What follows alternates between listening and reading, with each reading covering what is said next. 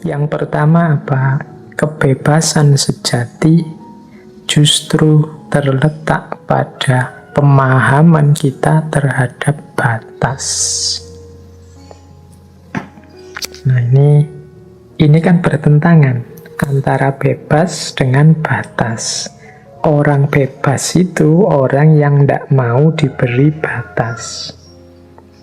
Tapi justru kalau mengikuti filosofi yin dan yang, kebebasan yang sejati itu kalau kita ngerti batas. Kalau kita tidak ngerti batas, mana bisa kita bebas? Makna pertamanya adalah, kalian bebas itu kan harusnya ngerti bebas dari apa? Bebas melawan apa? Bebas dalam hal apa? Dari apa? Dalam hal apa? Ini kan batas-batasnya. Kalau kalian tidak ngerti batasnya, kalian tidak akan tahu sudah bebas apa belum.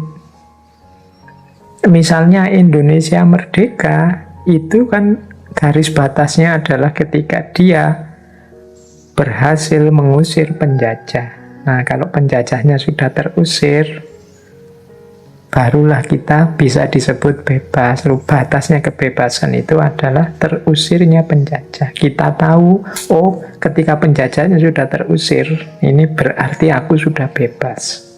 Jadi bebas itu justru ketika kita tahu batasnya. Itu makna yang pertama. Makna yang kedua adalah hidup ini betapapun ada batasnya.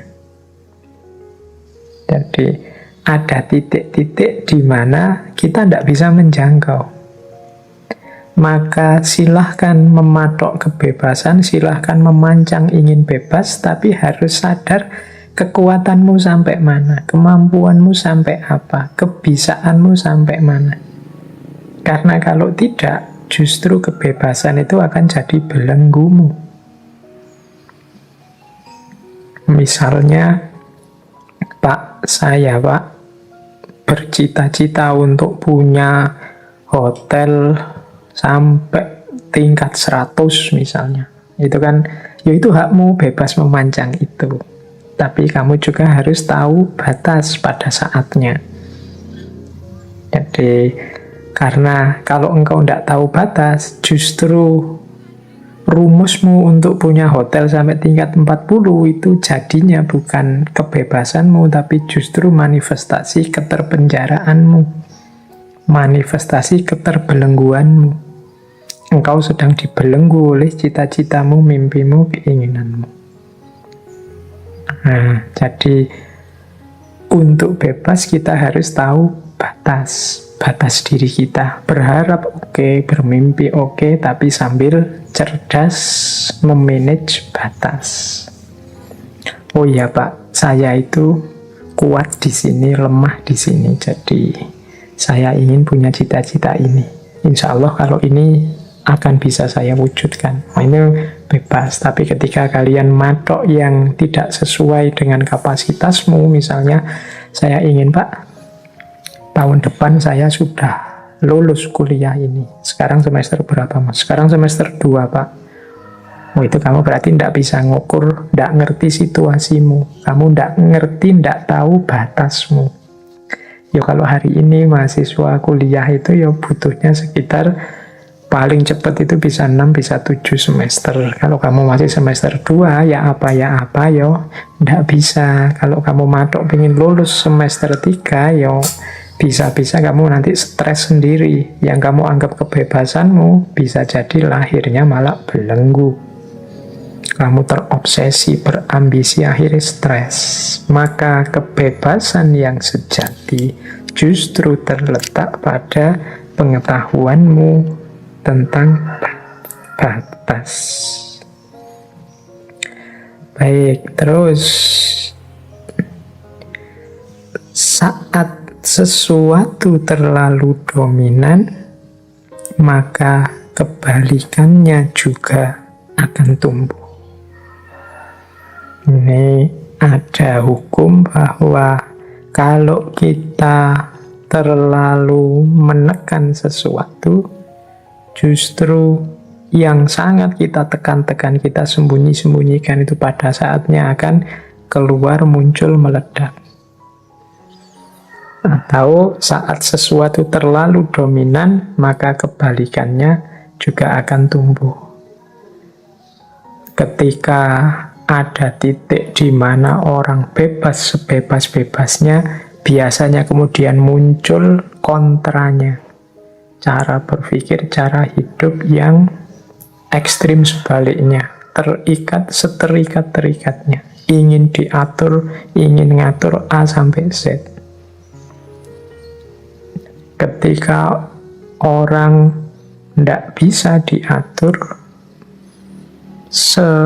ngawur-ngawurnya biasanya terus kebalikannya muncul. Ada orang yang muncul ingin ngatur sengatur-ngaturnya A sampai Z. Jadi ketika sesuatu terlalu dominan, maka kebalikannya juga akan tumbuh. Jadi ini salah satu prinsip yang berhubungan dengan yin yang. Kalau misalnya kita menjalani hidup dengan milih yang seneng-seneng saja, yang dominan senengnya, biasanya secara tidak sadar kita sedang menyuburkan kutub yang sebaliknya. Sebentar lagi mungkin kesedihan-kesedihan akan muncul. Jadi karena dominan di satu kutub, kita melihat itu saja, biasanya kita lupa bahwa kutub yang lain juga sedang tumbuh. Semakin murid kita atau semakin anak kita misalnya, kita awasi terus, kita ancam-ancam terus, kita atur-atur terus, biasanya kemudian kita tidak sadar, dia akan mengambil sudut-sudut tertentu ketika dia bebas, kemudian melakukan apa yang kita larang di luar pengawasan kita. Jadi saat sesuatu terlalu dominan, maka kebalikannya juga akan tumbuh. Kebebasan yang tanpa batas pada gilirannya juga akan menumbuhkan orang-orang yang ingin memaksakan batas pada hidup kita. Ini prinsip yang juga modelnya adalah yin dan yang. Kemudian, semakin besar harapan, semakin besar ketakutan. Nah, ini prinsip yin yang juga. Jadi makanya harapan itu jangan berlebihan. Karena di balik harapan yang berlebihan tersembunyi ketakutan-ketakutan yang berlebihan, sebaliknya juga begitu.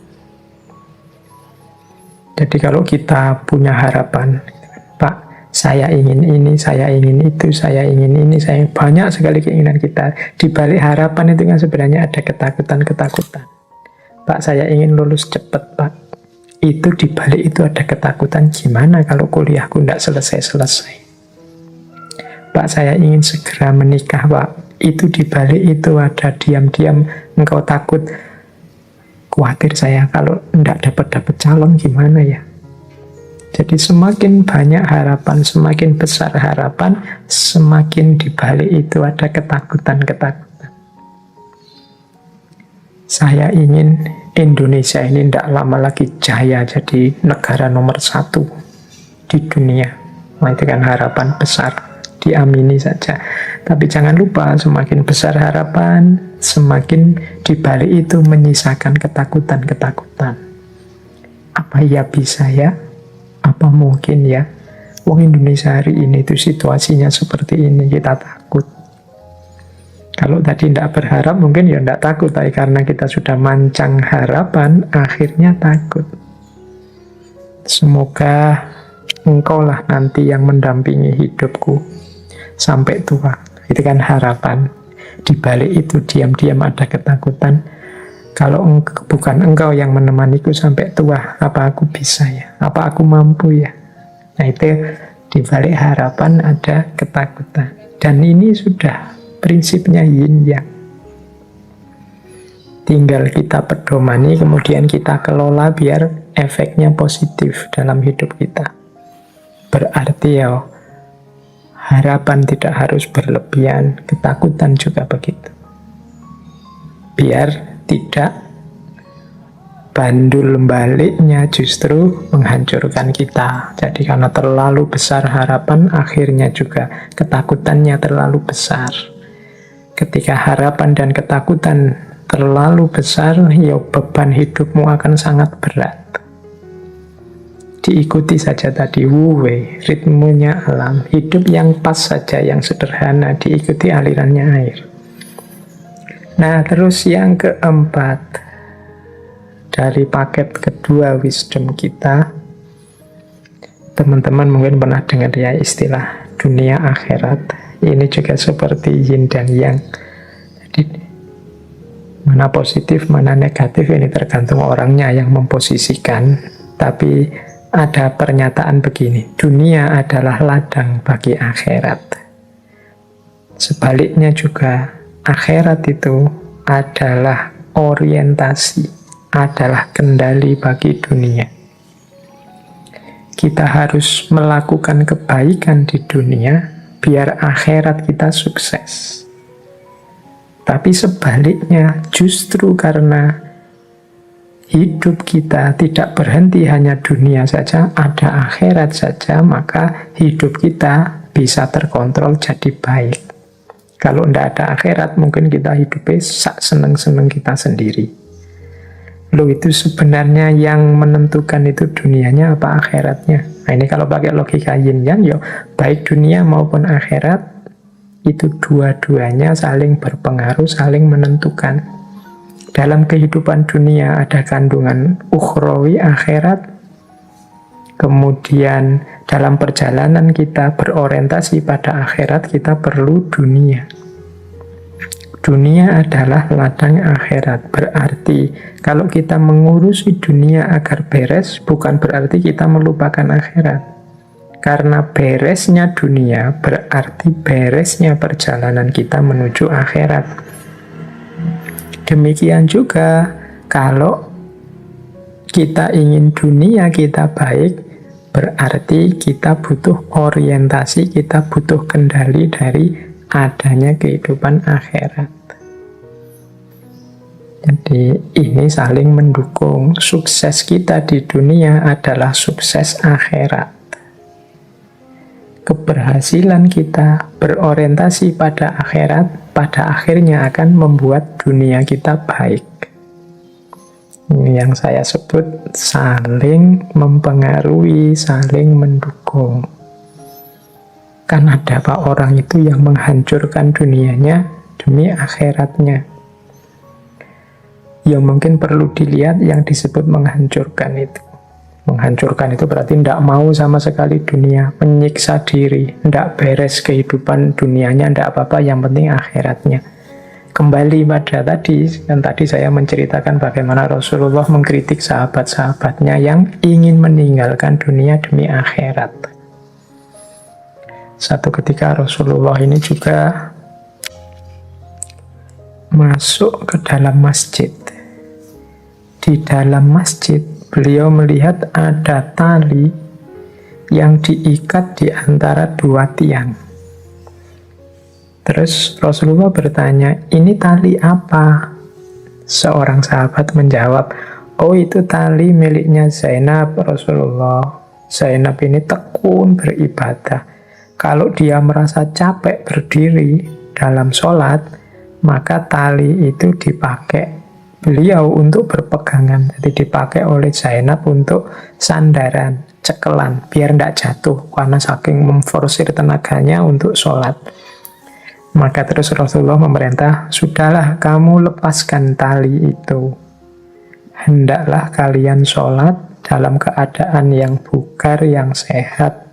Kalau sudah lelah, maka sebaiknya ya istirahat, tidur. Istirahat, tidur ini kan urusan duniawi yang fisik.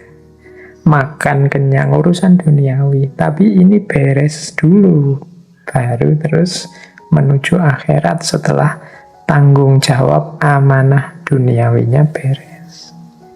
Jadi jangan mengorbankan dunia untuk akhirat, karena dunia ini kendaraan untuk akhirat. Ya contoh mudahnya tadi, untuk bisa kita selamat di akhirat, kita butuh ibadah, butuh sholat. Tapi kita tidak bisa sempurna sholat kita kalau kita tidak sehat.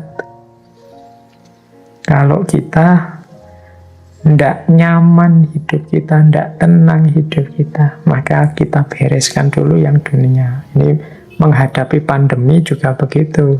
Jangan nekat, Pak, hidup di dunia ini tidak penting, jadi saya tidak usah menjaga protokol kesehatan lah. Yang kalau sakit ya sakit saja, yang penting Allah ridho. Loh, untuk memperoleh ridhonya Allah itu antara lain dengan cara menjaga amanahnya, termasuk amanah tubuh kita ini, dan menjalankan perintahnya. Untuk menjalankan perintahnya, yo dengan sempurna kita butuh sehat, kita butuh nyaman, kita mungkin sedikit banyak butuh modal duniawi dan lain sebagainya.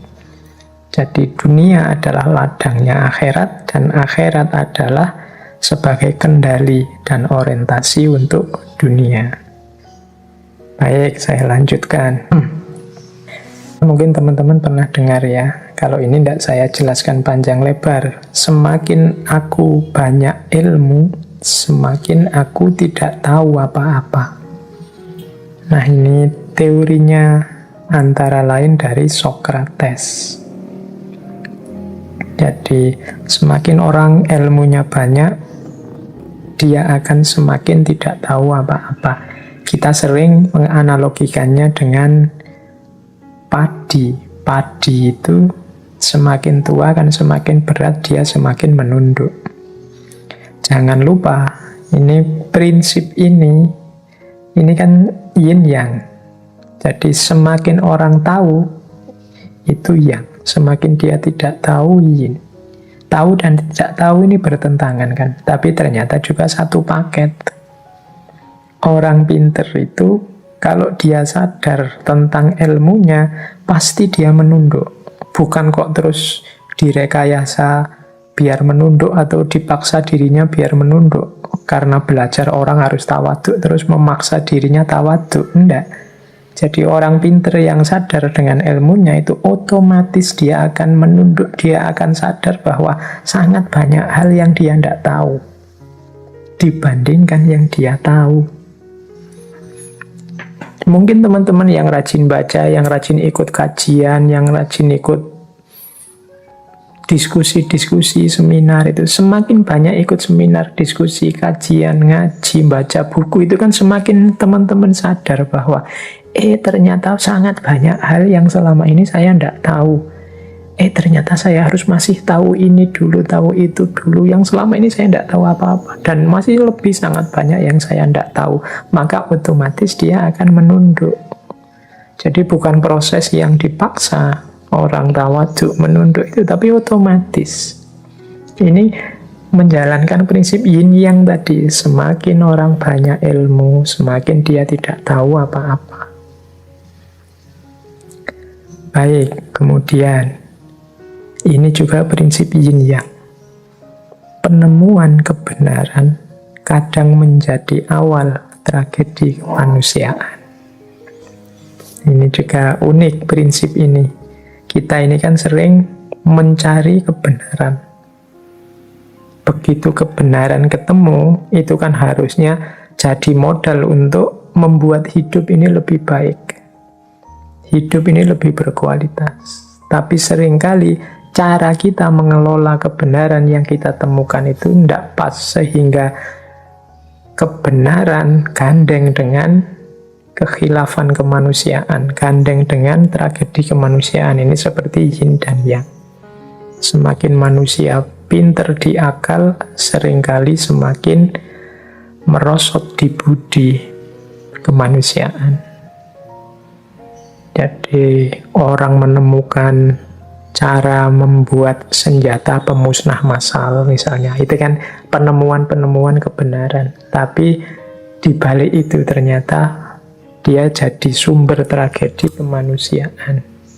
Orang menemukan kebenaran yang baru misalnya, oh ternyata yang dimaksud oleh agama itu ini toh, berarti yang benar ini, berarti yang selama ini salah. Wah, terus diangkatlah ke publik. melawan yang mainstream, kebenaran ini kaku, kebenaran yang sana kaku, terus lahir tragedi-tragedi kemanusiaan, saling bunuh, saling merusak, saling menjatuhkan. Harusnya kebenaran itu jadi berkah dalam hidup, tapi karena manusianya tidak pintar mengelola, yang muncul justru kebalikannya, tragedi-tragedi kemanusiaan. Jadi teman-teman harus waspada karena ya itulah hidup. Ada yin, ada yang. Terus, nah kesempurnaan manusia terletak pada kerelaannya menerima ketidaksempurnaan. Ini juga prinsip kontradiksi, prinsip polarity. Kesempurnaan dan ketidaksempurnaan ini kan hitam putih. Tapi ternyata berpasangan. Kalau kita ingin mendapatkan kesempurnaan, justru jalannya adalah dengan cara menerima ketidaksempurnaan. Mengapa begitu? Ya karena manusia itu terbatas, mustahil sempurna. Kalau dia ngotot, pokoknya ingin ketemu yang paling sempurna, dia pasti tidak ketemu. Paling tidak, ketidaksempurnaannya, ketidakketemuannya terletak pada kekurangannya untuk mengejar yang sempurna. Jadi ambisinya untuk mencari yang sempurna itu justru menunjukkan dia tidak sempurna. Maka kesempurnaan itu justru terletak pada kerelaan kita bahwa aku ini memang tidak sempurna. Nah, titiknya justru di situ akhirnya. Karena kesempurnaan yang paripurna tidak mungkin ditemukan. Nah ini juga prinsip yin yang. Orang-orang idealis, ambisius, yang tidak ngerti batas, itu biasanya hidupnya akan sangat menderita. Justru kesempurnaan hidupnya ketemunya pada penerimaannya, pada ketidaksempurnaan hidup. Baik, saya lanjutkan agak cepat, biar paling tidak wisdom yang keempat bisa kita baca sebentar juga. Di balik kemenangan ada beban. Di balik kekalahan ada kebebasan. Ini juga prinsip penting. Hidup kita itu kan sering kita ukur dengan siapa menang, siapa kalah. Kalau kalah, kita sedihnya luar biasa. Kalau menang, kita ekstase, melonjak-lonjak gembira. Kita lupa bahwa hidup ini yin dan yang. Gandengannya menang itu beban, gandengannya kalah itu kebebasan. Silakan diambil contoh misalnya pilkada, saingan, ada yang menang, ada yang kalah. Loh, yang menang ini kan seneng sekarang, tapi jangan lupa setelah menang itu dia ketemu dengan beban-beban hidup yang banyak untuk ngurusi rakyatnya. Sementara yang kalah justru dia bebas. Dia tidak harus bertanggung jawab pada apapun, wong dia kalah. Dulu zaman saya sekolah SD sering ikut acara yang sekarang mulai jarang, cerdas cermat. Semakin saya menang, harus semakin mempersiapkan diri lagi untuk cerdas cermat selanjutnya. Dari level sekolah harus nanti tanding lagi level kecamatan. Kalau level kecamatan menang, tanding lagi level kabupaten dan seterusnya. Di balik kemenangan ada beban. Tapi kalau saya kalah, ya selesai. Bebas, aku bisa main, bisa santai-santai. Jadi di balik kemenangan ada beban, di balik kekalahan ada kebebasan. Yang kalah tidak akan ditanya, tidak akan dimintai pertanggungjawaban, tapi yang menang harus menuntaskan, mempertanggungjawabkan beban yang harus dia sandang. Jadi ini prinsip yin yang juga, teman-teman. Jadi kalau berarti apa? Yo kalau menang tidak harus jumawa, tidak harus merasa besar, merasa gembira yang berlebihan. Jangan lupa setelah itu ada beban dan tanggung jawab yang harus ditunaikan. Sementara yang kalah,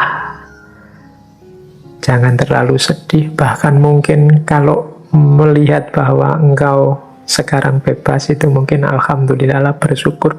Sekarang tidak ada tanggung jawab lagi, tidak ada beban apa-apa lagi. Sudah terlanjur kalah.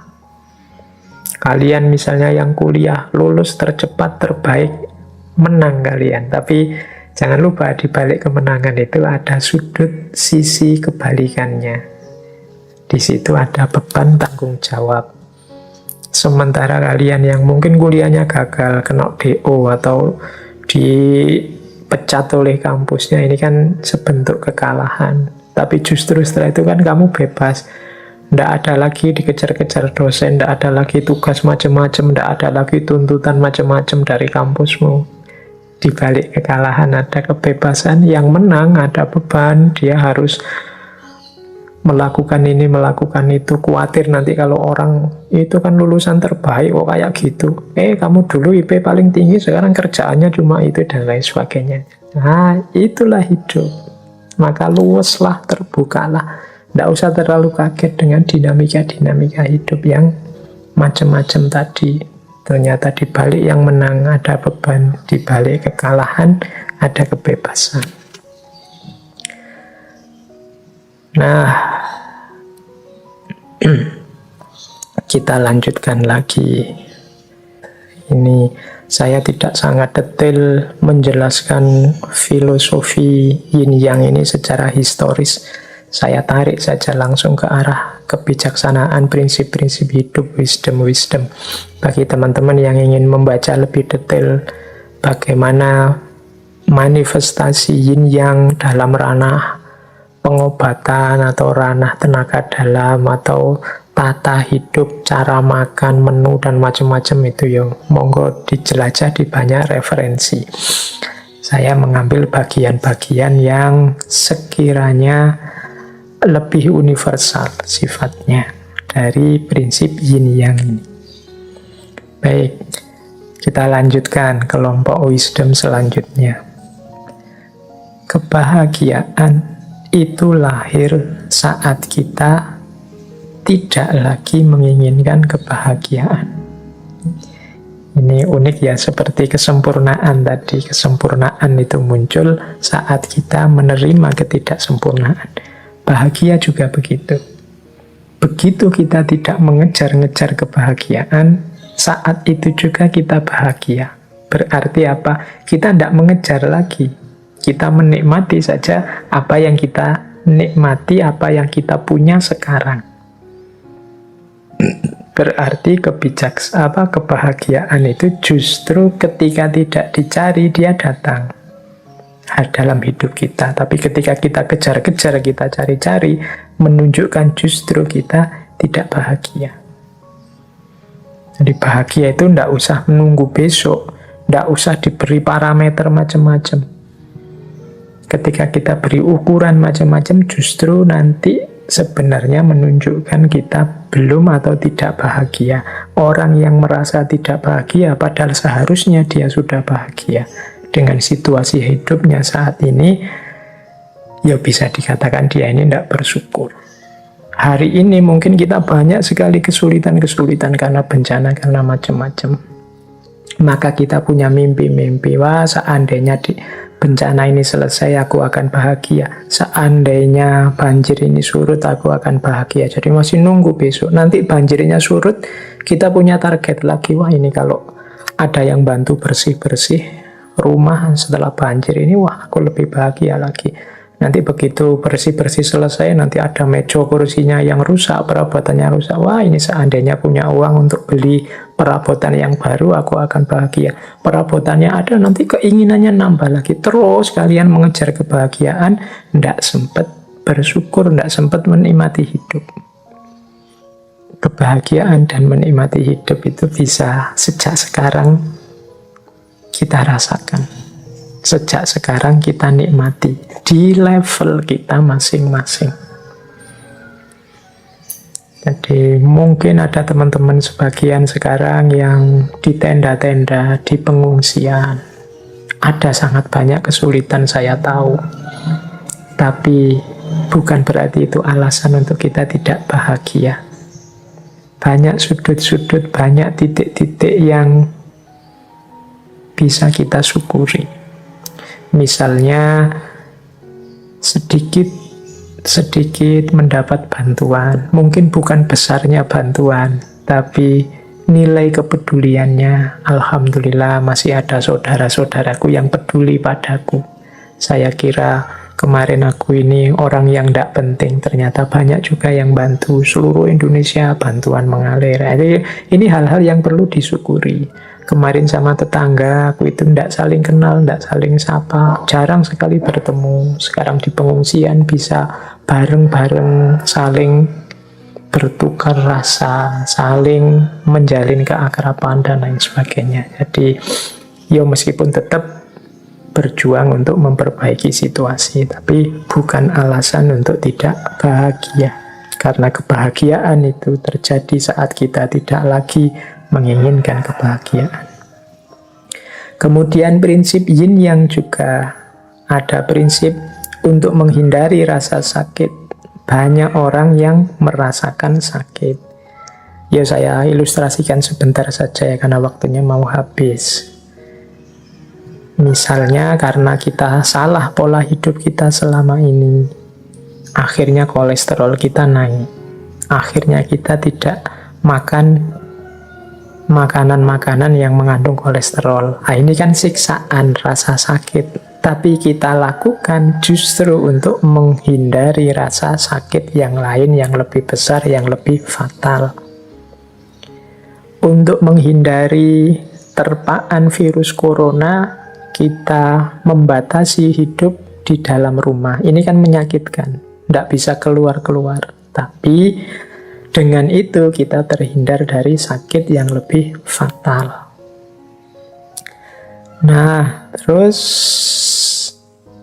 prinsip, semoga itu sudah bisa ditangkap. Jadi untuk menghindari rasa sakit, banyak yang merasakan sakit. Vaksin itu ya menyakitkan sebenarnya, wong disuntik. Apalagi bagi yang tidak berani suntik itu mengerikan. Tapi ya harus mau sakit biar terhindar dari rasa sakit yang lebih besar. Nyapu di rumah itu kan sakit, capek. Tapi dengan kita rajin nyapu-nyapu, bersih-bersih di rumah, penyakit yang lebih besar, lebih fatal bisa terhindar. Nah, ini yin dan yang. Jadi untuk menghindari sakit justru melalui jalan merasakan sakit.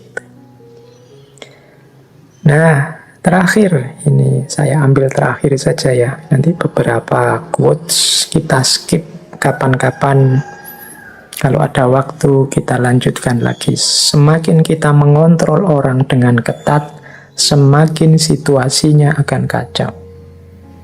Jadi semakin banyak aturan, ada logika, semakin akan banyak pelanggaran terhadap aturan. Semakin banyak kontrol, semakin akan banyak yang lepas kontrol. Situasinya akan semakin kacau.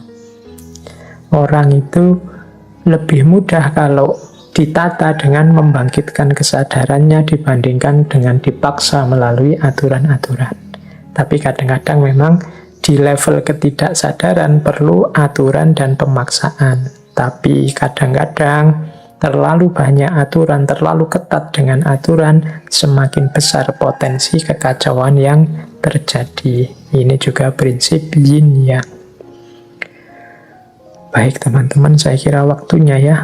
Saya masih ada sebenarnya, misalnya kalau kita sambungkan yin yang ini dengan kebijaksanaan